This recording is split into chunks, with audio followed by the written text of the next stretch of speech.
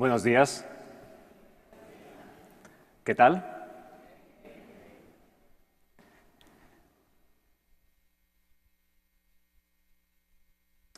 ¿Saben lo que es esto?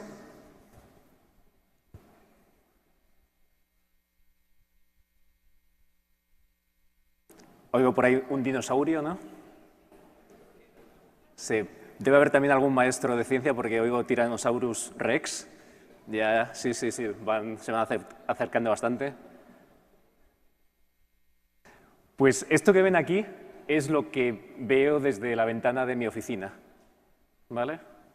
En el campus de Google, en el campus central de Google, tenemos un dinosaurio ahí en medio del jardín, ¿no? Y la pregunta es ¿por qué? O sea, ¿qué hace un dinosaurio ahí en medio? ¿Alguna idea? Pues yo también me sorprendí cuando llegué por allí y tuve la curiosidad de preguntar, ¿no? Como hacemos muchos maestros, siempre esa curiosidad es importante. Y lo que me contestaron es muy interesante, ¿no? Me dijeron que lo había puesto ahí nuestro fundador, Larry Page. Lo había puesto para recordarnos que da igual lo grande que seas y lo fuerte, que si no eres capaz de adaptarte, mueres. Es un mensaje muy duro, ¿no? pero muy real. Y aquí la parte bonita es que esos pajaritos que hay ahí abajo, que son unos flamencos, ¿no? Son un tipo de flamencos, son de la misma época que los dinosaurios. Y a pesar de parecer mucho más delicados, ¿no? Y mucho más pequeñitos, han sido capaces de adaptar, ¿no? Y sobre esto va un poco toda esta historia, ¿no?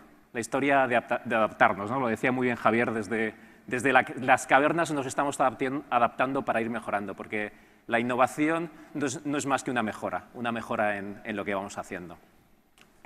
Pero claro, aquí la duda, y aquí voy a retar un poco a Javier, ¿no? Decía Javier que está claro que la tecnología es buena. Yo no lo tengo tan claro. Yo no lo tengo tan claro.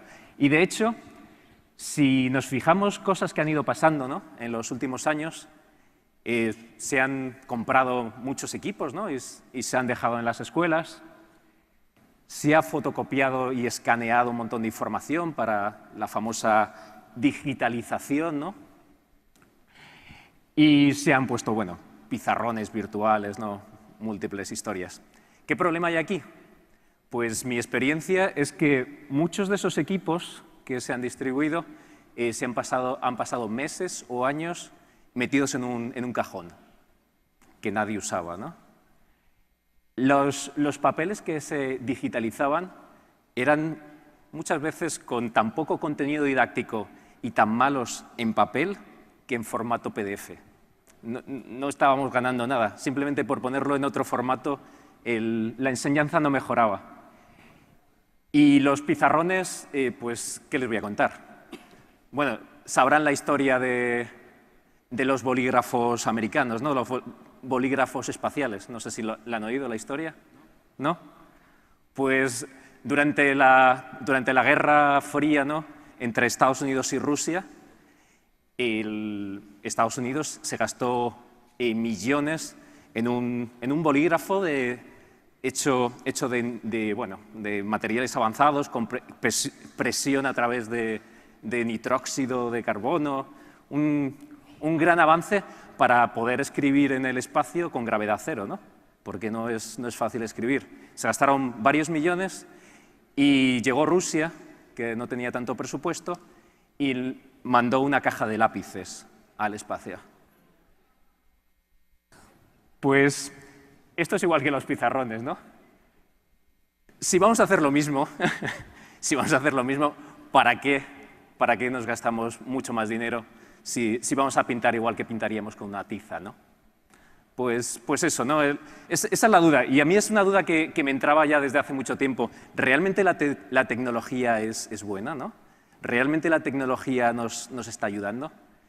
Y yo quiero que se queden con esa idea, porque ahora vamos a ir viendo hasta qué punto, ¿no?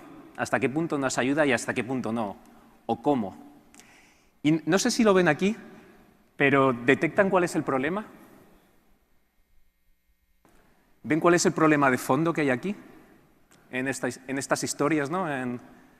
en los equipos metidos en cajones, en la digitalización de mal contenido en papel, mal contenido digital, los pizarrones y las tizas. ¿Ven algo común en todo esto? Pues lo común es que se está confundiendo dos cosas diferentes, como son el fin y los medios. La tecnología no es el fin, no nos engañemos. Y mucha gente por intereses políticos o por intereses de otro tipo, o muchas veces por torpeza también, confunden estos dos términos. Piensan que con poner la tecnología en las aulas está solucionado el problema. Y no, es solo el camino, ¿no?, para llegar ahí. Decía Nicolás Maquiavelo, y bueno, estaba de acuerdo también Napoleón, ¿no?, Bonaparte, con todo esto, que el fin justifica los medios. Y aunque creo que todos estamos de acuerdo en que estaban equivocados, al menos ellos sabían diferenciar una cosa y la otra. Aquí muchas veces, y ese es el problema de fondo, estamos mezclando ambas, ¿no? Y entonces la duda que nos entra aquí es, si la tecnología no es el fin, ¿cuál es el fin?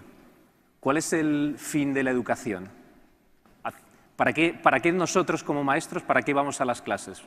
¿Para qué vamos a las aulas, ¿no?, si no es para todo esto? Pues yo creo que la pregunta tiene una fácil respuesta, ¿no?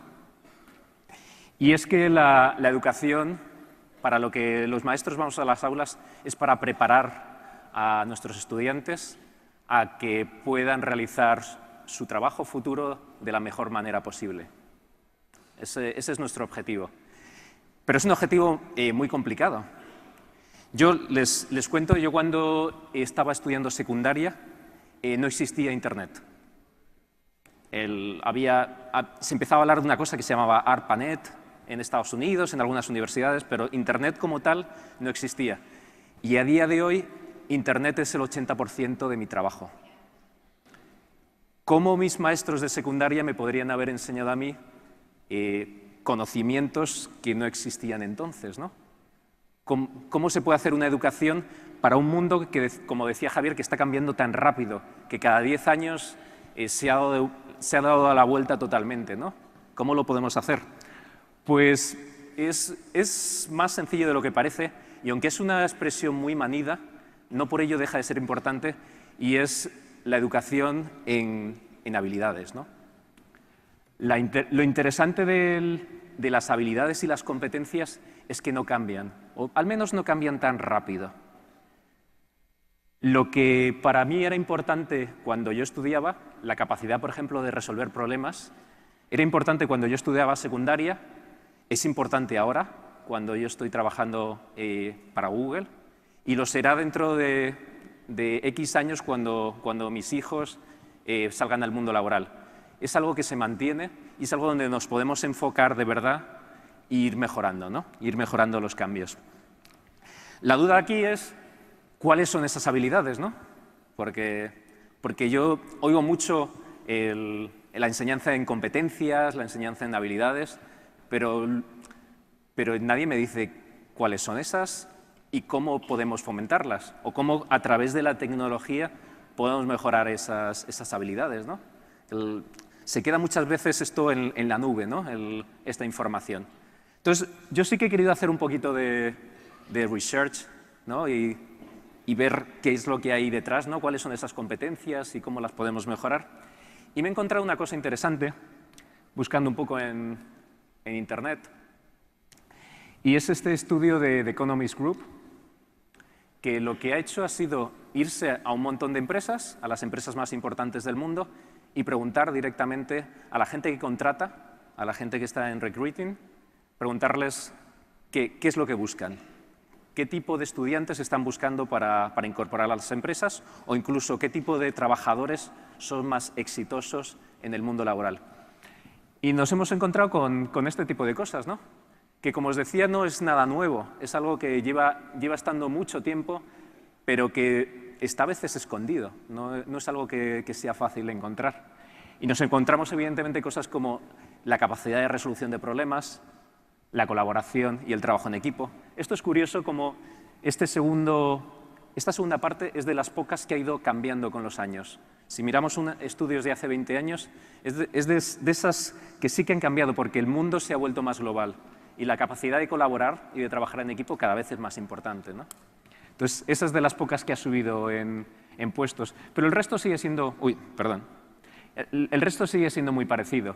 Sigue estando el temas de comunicaciones, tema de pensamiento crítico, ¿no? que es tan importante y más en el mundo actual, con tantas fuentes de información, creatividad, ¿no? Cómo no. Aparte de las competencias básicas de alfabetización, capacidad matemática y demás, ¿no? Entonces, tenemos claro que estas pueden ser las capacidades, ¿no? La duda aquí es cómo mejorarlas, ¿no?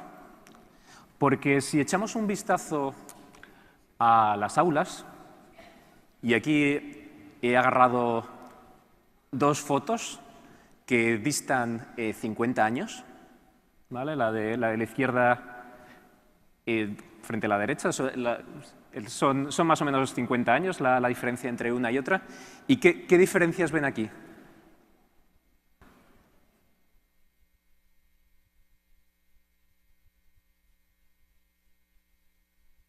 La pizarra, me dicen por aquí, sí, el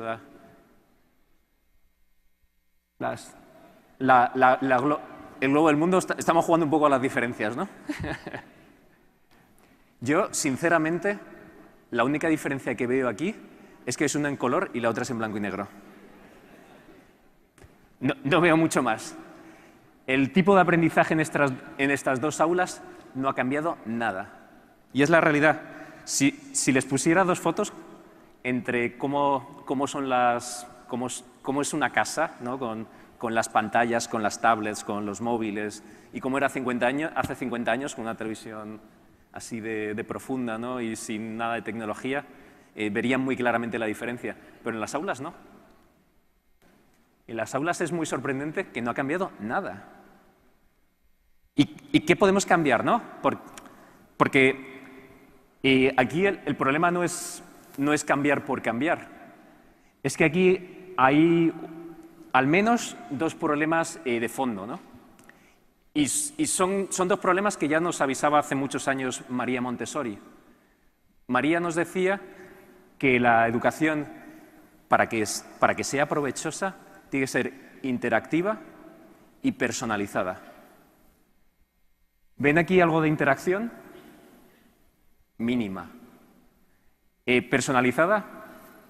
Pues no tampoco, ¿no? No parece que en ninguna de las dos aulas puedan hacer una formación demasiado personalizada. Y bueno, ¿por qué no? O sea, aunque yo creo que todos respetamos a María Montessori, ¿no? ¿Por qué tiene que ser interactiva y personalizada? Pues lo que nos decían, ¿no? Y lo que nos dicen los expertos es que con interacción, cuando el niño no está pasivo, cuando el niño no está sentado simplemente escuchando, sino que está hablando, está interactuando, está como parte activa de la clase, el porcentaje de aprendizaje, la retención y la motivación aumentan de manera exponencial. Tenemos unos multiplicadores enormes, ¿no? en ese aprendizaje. Y personalizada, pues hay muchos estudios que dicen que el mejor ritmo de aprendizaje es el propio. Parece obvio, ¿no? Parece obvio, pero no lo aplicamos. No lo aplicamos. Al final tenemos una clase con 30 alumnos donde solo uno de esos 30 va a ir a su ritmo. Los otros 29 van a ir o más rápido de lo que deben o más lento de lo que deben. No, siempre vamos al ritmo de uno solo, que puede ser el en medio, puede ser el último, ¿no? Que lo hablaba ayer con algunos maestros, ¿no? Tenemos que ir muchas veces al ritmo del más lento. Da igual que vayamos al del medio que al del más lento. La realidad es que al final hay muchos alumnos que no van a su ritmo óptimo, porque todos nosotros aprendemos mejor a nuestro ritmo. No vale de nada acelerar, está muy demostrado, no vale de nada frenar, nos aburre. Tenemos que ir a nuestro ritmo de aprendizaje y eso con este tipo de aulas no lo conseguimos, ¿no? Entonces, aquí habría que pensar ¿Qué necesitamos, ¿no? ¿Qué tipo de aulas necesitamos? Pues les voy a enseñar un ejemplo real, ¿vale? Esto que ven aquí es el colegio de Milpitas. Está en California. Está a 10 minutos de donde yo vivo ahora mismo. En este colegio, esta foto que la eché yo hace unos meses, ven que hay cosas diferentes, ¿no? El problema que tenía María Montessori cuando ella quiso hacer la educación personalizada, interactiva y demás, es que se encontró que necesitaba un maestro por cada 3, 4 alumnos como máximo. Porque esa interacción, esa personalización no es trivial, requiere de mucha implicación por parte del maestro. Eso, evidentemente, no era viable hace 80 años y no lo es ahora. Sigue habiendo los mismos ratios entre alumnos y profesores, pero la tecnología sí que nos puede ayudar. Nos puede ayudar a que con ese ratio alto de profesores, de maestros y de alumnos, podamos tener ambas cosas, ¿no? Y si se fijan, en esta imagen sigue habiendo muchos niños.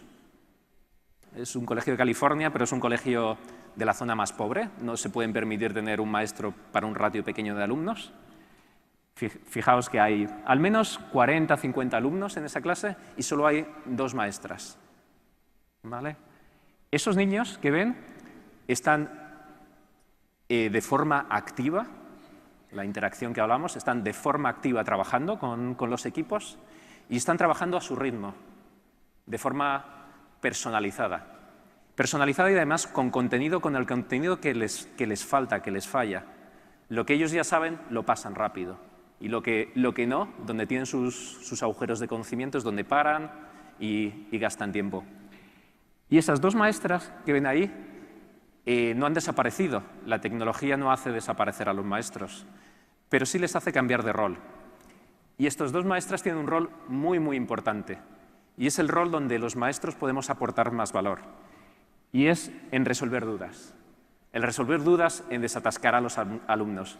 Cualquiera puede ponerse al frente de una clase y dar una charla, pero eso lo podemos sustituir por un vídeo. O sea, podemos poner un vídeo, nos podemos grabar, dando una charla, poner el vídeo y aportamos el mismo valor a los alumnos. En cambio, donde podemos aportar más es aquí, ¿no? En esos puntos donde los alumnos se atascan, tienen un problema, no entienden algo, les falla un conocimiento previo, ahí es donde de verdad podemos aportar mucho valor y donde la tecnología se queda corta, ¿no? El que un maestro se acerque, hable con él, motive al alumno, inspire al alumno. En todo ese tipo de cosas es donde el maestro es importante. Y donde no desaparece, la figura del maestro no desaparece, pero sí que la tenemos que transformar. La tenemos que transformar un poco. Les voy a poner otro ejemplo de cómo podemos cambiar las cosas, ¿no? Y es con el tema de colaboración. Les contaba que una de las áreas o de una de las habilidades, ¿no?, o competencias que más han cambiado en los últimos años, que más han cambiado en importancia, es el tema de colaboración. Es importante que la tecnología nos dé estas posibilidades. Los niños no pueden estar en un aula hablando los 30 a la vez. No podemos crear un entorno de caos donde todo el mundo esté hablando con todos y de esa forma colaboren. En cambio, la tecnología sí que nos puede dar ese silencio, ¿no?, ese control, ese orden para colaborar sin necesidad de generar ruido y generar caos, ¿no? Entonces, esta parte también es fundamental, ¿no? Y nos da un paso más en el aprendizaje. Incluso, yo lo que estoy viendo en los colegios que están implantando todo este tipo de tecnología es que hay muchos niños que por timidez, por miedo, por múltiples opciones no hablan y al final solo unos pocos terminan interactuando, terminan hablando. Con este tipo de tecnologías nosotros hemos visto que todo el mundo accede. Es muy fácil casi para cualquier niño chatear, hablar, es su forma natural de expresarse. Levantar la mano y hablar delante de 30 personas es mucho más complicado. Solo algunos están entrenados, ¿no?, están preparados para ese tipo de cosas. En cambio, aquí conseguimos traer a todos los alumnos a la colaboración, ¿no?, y al trabajo en equipo. Y me van a permitir que les hable de una tercera parte, que es el tema de motivación, ¿no? Les comentaba que otra de las tareas importantes que tienen los maestros es motivar e inspirar. Y aquí también la tecnología puede ayudar. Estamos hablando de múltiples cosas. Bueno, aquí vamos. I would like to go to the moon, Thailand, ancient Greece, India, to Nigeria. Esto que están viendo son tres pilotos que hemos lanzado en continentes diferentes de aprendizaje con realidad virtual. Fíjense, estos son los niños llegando a clase normalmente. All right, so let's do our objective and we'll talk about the lesson for today. Y van a aprender no escuchando, sino viendo en 3 dimensiones una cosa diferente. Fíjense sobre todo en el engagement, en cómo reaccionan los niños.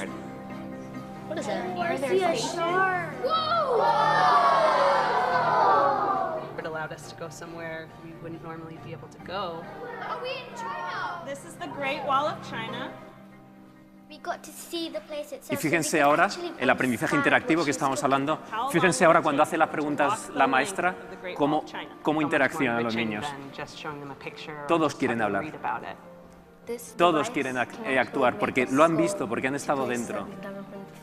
It brings the lesson to you. You have to see it for yourself to believe it. There's so much other places to see, so you know that it's never going to end.